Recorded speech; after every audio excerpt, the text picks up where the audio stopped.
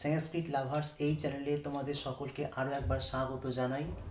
আজকে আমি মূলত এই পাঠের মাধ্যমে তোমাদের ক্লাস 11-এর সংস্কৃতের ফার্স্ট সেমিস্টারে অতি গুরুত্বপূর্ণ একটি টপিক পড়াবো। সেটি হচ্ছে জাতীয় মহাকাব্য রামায়ণ, যেখান থেকে তোমরা 3টে এমসিকিউ কোয়েশ্চেন পাবে। এবং আমি নিশ্চিত করে বলতে পারি যে তোমরা এই ভিডিওটি কেউ যদি স্কিপ না করে শুরু থেকে শেষ অবধি দেখো, তাহলে তোমরা অবশ্যই এখান থেকে পরীক্ষায় নিশ্চিত রূপে 3টি প্রশ্ন কমন পেয়ে যাবে। তো ভিডিওটি কেউ স্কিপ না করে শুরু থেকে শেষ অবধি দেখবে। যদি কারো কোনো প্রশ্ন থাকে আমাকে অবশ্যই কমেন্টে জানাবে। তো চলো তাহলে শুরু করা যাক। আচ্ছা, দেখো তোমরা, আজ আমি পড়াচ্ছি রামায়ণ। আচ্ছা, রামায়ণ বিষয়টা প্রথমে একটা প্রাক কথন আছে। আচ্ছা, রামায়ণের প্রথমে আমরা ব্যুৎপত্তি দিকে যাব। ব্যুৎপত্তি মানে বিশেষ রূপে না উৎপত্তি, তাই তো? আচ্ছা, দেখো রামায়ণটা কেমন বিষয়। রামায়ণ যদি আমরা ভাঙি মানে বর্ণ বিশ্লেষণ করি, রাম এখানে সন্ধি রয়েছে, রাম প্লাস অয়ন রামায়ণ, তাই তো? রাম প্লাস অয়ন রামায়ণ।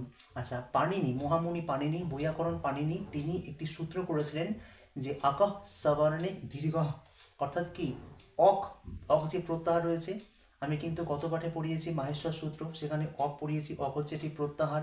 অক হচ্ছে কি সমস্ত হ্রস্ব স্বরবর্ণকে বলা হয়। তাহলে অকহ সবর্ণে দীর্ঘ, অক বলতে অ, ই, উ, রি, লি, এই 5টি বর্ণ। আচ্ছা, এই 5টি বর্ণ এদের যে স্ববর্ণগুলো রয়েছে তারা একে অপরে মিলিত হলে কিন্তু দীর্ঘ হবে, এই হচ্ছে সূত্রের অর্থ। তাই আমরা দেখতে পাচ্ছি রাম এ হচ্ছে স্বরান্ত পদ, আর অয়ন এটাও তাই, শুরুতে আদি যে পদটি অ রয়েছে, তাহলে এখানে অ প্লাস অ মিলিয়ে আ হলো, এই দুটো পদ মিলিয়ে আ হচ্ছে, তাহলে এটা হচ্ছে আকাশ সাবর্ণে দীর্ঘ। এই সূত্রানুসারে রাম প্লাস অয়ন রামায়ণ। যেমন বিদ্যা প্লাস অর্ণব বিদ্যার্ণব, বিদ্যা প্লাস আলয় বিদ্যালয়, এরকম অনেক আছে। অকহ সবর্ণে দীর্ঘ সূত্রানুসারে হয়। আচ্ছা, তাহলে রাম প্লাস অয়ন রামায়ণ, এখানে অকহ সবর্ণে দীর্ঘ এই সূত্রানুসারে এখানে রামায়ণ পদটি হলো। এবার বলি যে রামায়ণ বিষয়টি কি বলছে।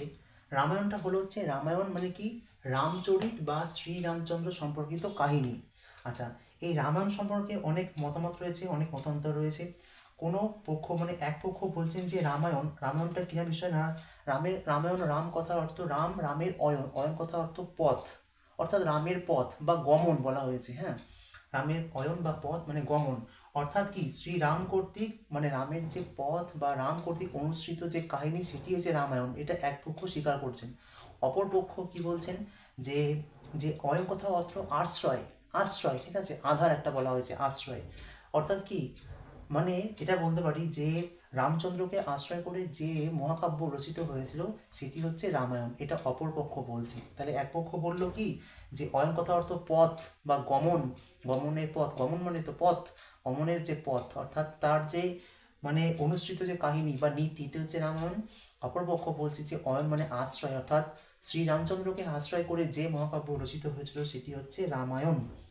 আচ্ছা, তাহলে আমরা প্রাথমিকভাবে বুঝতে পারি যে রামায়ণ এই রামচরিত, রামায়ণ কথা অর্থ হচ্ছে রামচরিত বা ভগবান শ্রীরামচন্দ্রের তার যে কাহিনীটা, ভগবান শ্রীরামচন্দ্রের সম্পর্কিত যে কাহিনী সেটি হচ্ছে রামায়ণ। দেখো এখানে লিখে দিয়েছি। আচ্ছা, এবার বিষয় হচ্ছে রামায়ণকে বলা হয় কি না মহাকাব্য, তাই তো?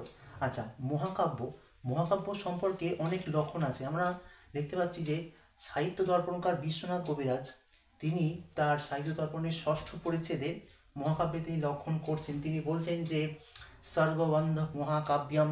আচ্ছা, তারপর কি তত্রৈক নায়ক সুরহ সদ্বংশ ক্ষত্রিয় ব্যাপী ধীরধাত্ম গুণান্বিত, এরকম করে অনেক শ্লোক আছে। হ্যাঁ, বলতে পারি আমরা। তো মূলত যেটা আমরা বলতে পারি যে আমাদের যে মহাকাব্য কোনটা বলছে স্বর্গবন্ধ মহাকাব্যম, অর্থাৎ কি মানে মূলত এটা বলতে হবে যে যেখানে স্বর্গ থাকবে, স্বর্গ অর্থাৎ মহাকাব্য কয়েকটা স্বর্গে রচিত হবে, স্বর্গ হচ্ছে কিন্তু মহাকাব্য রচিত হবে, ঠিক আছে? মহাকাব্য মানে হচ্ছে সেখানে স্বর্গ থাকবে। আচ্ছা, আমরা যেমন কোনো ইন জেনারেল কোনো কিছু বিষয়ে পড়ি, কোনো একটা পাঠ্যপুস্তক পড়ছি, সেখানে অধ্যায় থাকে, তাই তো? কিন্তু এইখানে আমরা জানবো যে মহাকাব্য মানে সেখানে স্বর্গ থাকবে। আচ্ছা, এইবার বলা হচ্ছে যে আদি কাব্য হচ্ছে আমাদের রামায়ণ। হ্যাঁ, এবার বলি যে মহাকাব্য তো হলো যে স্বর্গ, স্বর্গ নামক কতগুলি পরিচ্ছেদে মহাকাব্য বিভক্ত হয়। আচ্ছা, তো সেইখানে বলা হচ্ছে কি যে মহাকাব্য যে ইংরাজি একটা শব্দ মানে শব্দ রয়েছে যেটা মূল উৎস হচ্ছে এপিক বলা হয় যাকে। হ্যাঁ, এপিক, এই এপিক মানে হচ্ছে মহাকাব্য। আচ্ছা, এই এপিক শব্দটা আসছে গ্রিক শব্দ এপস থেকে, যার অর্থটা কি না, যার অর্থ আমরা পাচ্ছি সঙ্গীত, ঠিক আছে, গীত বলা হয়েছে, গীত বা সত্য বা সঙ্গীত। আচ্ছা, এবং এই পাশ্চাত্য পণ্ডিত যারা রয়েছেন তারা কিন্তু হচ্ছে আমাদের এই এপিকটাকে দুই ভাগ করেছেন। একটা বলছে পার্টে বলছেন যে এপিক অফ গ্রোথ আর এপিক অফ আর্ট, এই দুটি ভাগে ভাগ করেছেন। এপিক অফ গ্রোথ কোনটা বলবো না, আমাদের যে এই যে রামায়ণ মহাভারত এই সমস্ত জাতীয় যে মহাকাব্যগুলি রয়েছে এটুকে বলা হয়েছে এপিক অফ গ্রোথ। আর এপিক অফ আর্টের মধ্যে কি পাবো না, আমরা পাবো হচ্ছে বিভিন্ন রকম আমাদের যে মানে কবিরা রয়েছেন, হ্যাঁ, মনে করো মহাকবি কালিদাস, আচ্ছা ভাস, ভবভূতি, এনারা যে সমস্ত মহাকাব্য রচনা করেছেন ওটাকে তারা হচ্ছে একটা শ্রেণী পর্যায়ে অন্তর্ভুক্ত করলেন, সেটাকে বলা হলো এপিক অফ আর্ট। হ্যাঁ, এবার পার্থক্যটা কি আছে, এপিক অফ গ্রোথ যেটা বলা হচ্ছে, এপিক অফ গ্রোথটা কেমন, যেটা হচ্ছে আমাদের জাতীয় মহাকাব্য বলা হয়, অর্থাৎ এই এপিক অফ গ্রোথ যেটি হচ্ছে জাতীয় মহাকাব্য, মানে কি একটা সমগ্র দেশে বা সমগ্র জাতির তাদের যে ধ্যান ধারণা, ঠিক আছে, ভাবনা, তাদের সুখ দুঃখ, তাদের চিন্তা ভাবনা, আনন্দ বেদনা যা কিছু আছে সর্বতোভাবে যখন কবি তার মধ্যে গ্রন্থের মধ্যে ব্যক্ত করেন সেটা হচ্ছে এপিক অফ গ্রোথ। আচ্ছা, আর এপিক অফ আর্ট হচ্ছে কি, এটা হচ্ছে এটা একক, মানে কবি তার নিজস্ব ভাবধারা অনুসরণ করে তিনি যখন তার যে মহাকাব্য রচনার মধ্যে একটা এককভাবে ফুটিয়ে তুলছেন, মানে সামগ্রিক বিষয় বলা যাবে না এটা, তিনি কবির মনের ভাব এককভাবে ফুটিয়ে তুলেছেন, সেটি কিন্তু হচ্ছে হয়ে গেল আমাদের এপিক অফ আর্ট। যেমন বলতে পারি মহাকবি কালিদাসে হচ্ছে আমাদের রয়েছে রঘুবংশ মহাকাব্য, এখানে আমরা এটিও কিন্তু একটা মহাকাব্যের মধ্যে পড়ছে। তো মূলত মহাকবি কালিদাসের যে মহাকাব্য এটি একটা মহাকাব্য, ওটাকে বলবো আমরা এপিক অফ আর্ট। আর এপিক অফ গ্রোথ হচ্ছে কিন্তু আমাদের রামায়ণ মহাভারত, ঠিক আছে, পুরাণাদি, এইগুলো হচ্ছে কিন্তু জাতীয় মহাকাব্য, ঠিক আছে। আচ্ছা, আশা করি তোমরা প্রত্যেকে বুঝতে পেরেছো। তো সেই দিক দিয়ে দেখতে গেলে রামায়ণটা হচ্ছে কি, রামায়ণটা হলো আমাদের এপিক অফ গ্রোথ, তাই তো, এপিক অফ গ্রোথ কিন্তু রামায়ণ বলা হয়েছে, তাহলে এপিক অফ গ্রোথ হচ্ছে রামায়ণ হয়ে গেল। আচ্ছা, এইবার বিষয়টা কি বলা হলো, এছাড়া আমাদের ইলিয়াড, ওডিসি রয়েছে, মহাকাব্য কিছু রয়েছে ইত্যাদি পাবো আমরা। আচ্ছা, তো সেক্ষেত্রে আমরা রামায়ণটা পাচ্ছি হচ্ছে আদিকাব্য রামায়ণ বলা হয়। আচ্ছা, এইবার আমরা আসবো যে রামায়ণের রচয়িতা।